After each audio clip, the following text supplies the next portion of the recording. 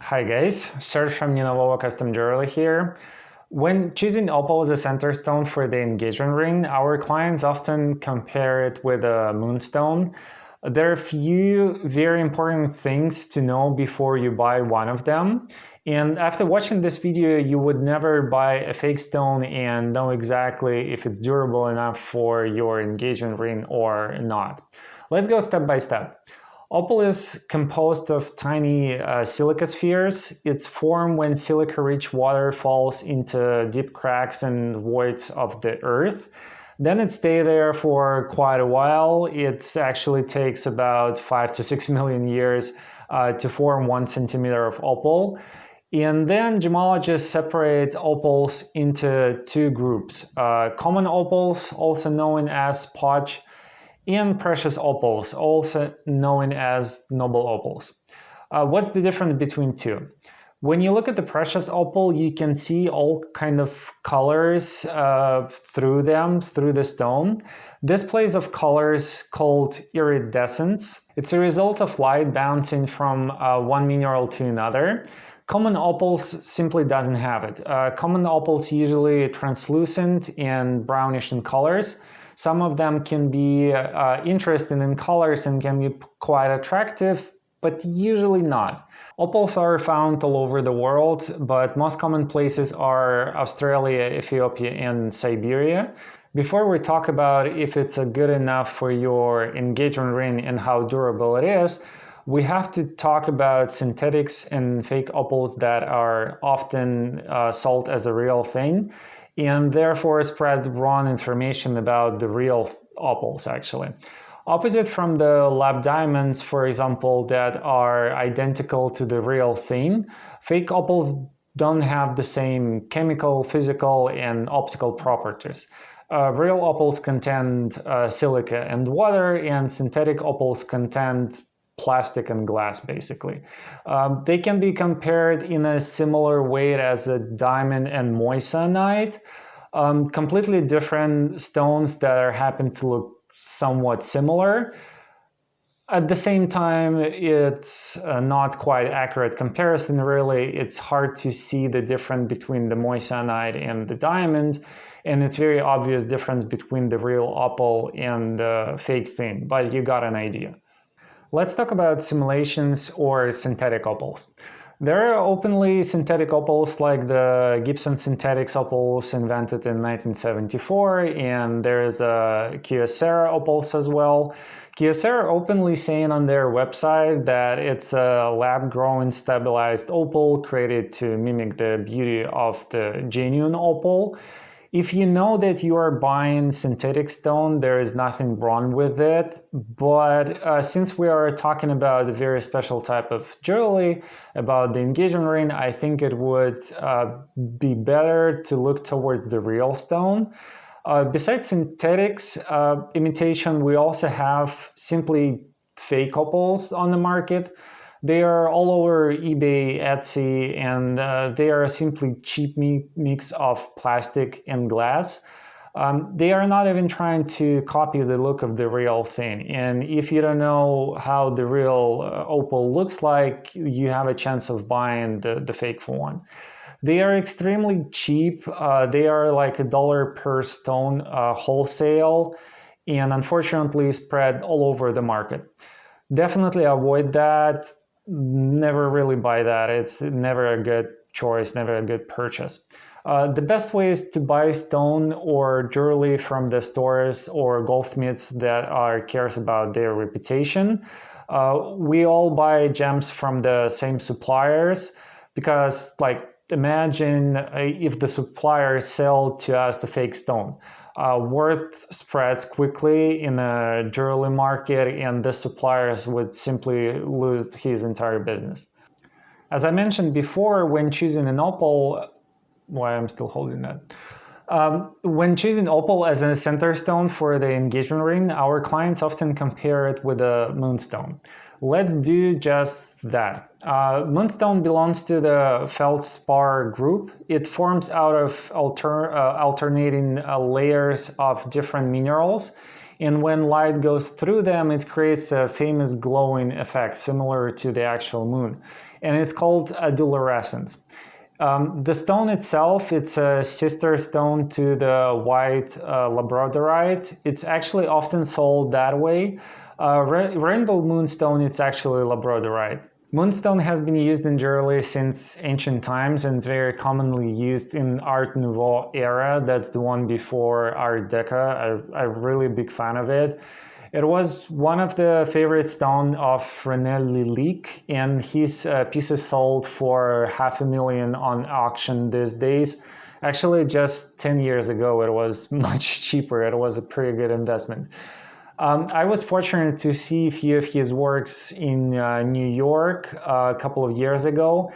I really highly recommend to check his work to really appreciate the moonstone, the way it looks, the way it sparks. It's really amazing what he did with this stone. Prices of moonstone heavily depends on two things, on two factors. First is how strong the adulorescence effect is, how much glow you have in the stone. Then stronger it is, then better, obviously. And the second, it's clarity, transparency of the stone and amount of inclusions. Transparent stones are very rare and quite expensive, and I've never seen people using them in engagement ring, honestly. We usually stay somewhere in the middle. Similarly to opals, there is a huge problem with the fake stones. From what I can see, there is over 80% fake moonstones on the market. Very often, opalite sold as a moonstones. Opalite is the trademark, basically a brand name for a glass that emulates the opals. So this emulated opal sold as a moonstone. If you have seen 10 or 20 of them in real life, you would recognize the difference immediately, right away. But if not, I recommend to buy from the reputable source. And again, you probably don't want to deal with the returns, go back and forth to the store. So in any case, it's better to buy from the reputable sources, from us, for example. In general, moonstones are quite affordable. It's just that you don't want to have the risk of paying for the plastic and glass as for the real thing. Let's talk about durability of both of them. There's a slight difference in durability of both Moonstone and Opal, Moonstone being slightly more durable. The main idea that they are not very durable. It doesn't mean that you have to exclude it as your center stone for an engagement ring. I recommend my client to be honest with themselves here and see how tough they are with things, with personal belongings. Best test for me personally is the smartphone. There are some people who carry around their phones for years without any case and they look brand new. And there are people whose phones look like they've been through the war or something like that 3 months after the purchase. There's not much we can do about it. We are who we are. And if you feel like you need a durable ring, then you might want to look for something else. Or you can contact me and I'll find the best alternative for you. Still, it might work for you if you want to buy an opal or moonstone ring as the second engagement ring or as an anniversary ring, for example. They are quite reasonably priced and suits very good for that. On the other side, if you are gentle with things and naturally taking care of your personal stuff, then go for it. Then buy it. It's a great choice for you. The only thing I would recommend here is to look towards the basal setting or slightly wider prongs, and also make sure that your stone is tall enough for durability purposes. You can also surround it with a moissanite or diamonds to protect it. But again, if it works with your design, don't do it just for the sake of security of the stone. It's also important to know that the opals doesn't like being in the water. They actually contain about 10-15% of water. They absorb it easily as well and can change the color, not forever though, for just a couple of days until they dry out. Showering is fine, but the hot tub is not a very good idea. From my experience, I've seen opals that pass from a grandmother who wore it all the time to the grandson who keep wearing it. For some reason, it's a very common thing, probably because it was popular back in like 50s, 40s. I've made quite a lot of them myself, and they are still in very good shape. It depends a lot on the way you wear things. Again, take a look at your personal things and see how accurate you are with them. I heard in so many stories when opal change colors after sometimes or become transparent. Again, plastic does that. The real stone would never do that unless you boil it or leave it under extreme temperature. Another good idea actually to stop worrying about the ring completely is to insure it.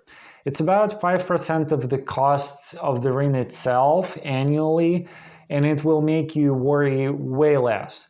In that case, if you break your stone, we can easily replace it for you, and it would cost about $30–40 per year.